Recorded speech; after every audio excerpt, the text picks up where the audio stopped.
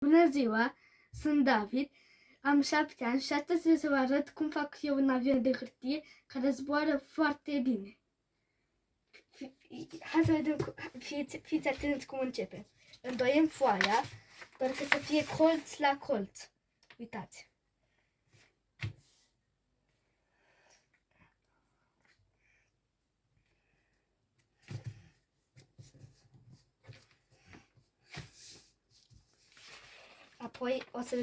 Apoi desfacem foaia și îndoim prima aripă. Și apoi îndoim și cealaltă.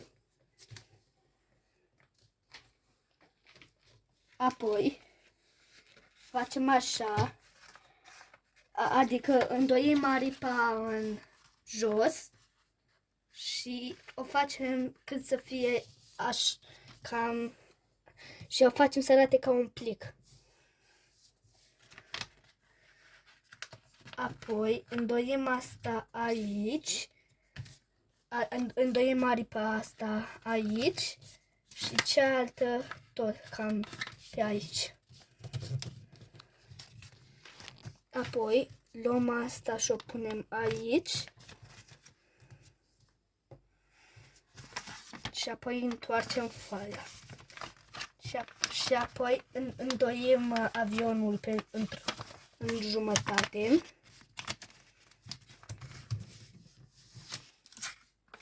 Și apoi facem așa și întoarcem aripile și îndoim și a doua aripă. Și apoi mai facem încă o aripă și încă o aripă. Și acum îl scoatem și fiți atenți. Să facem proba. Bine.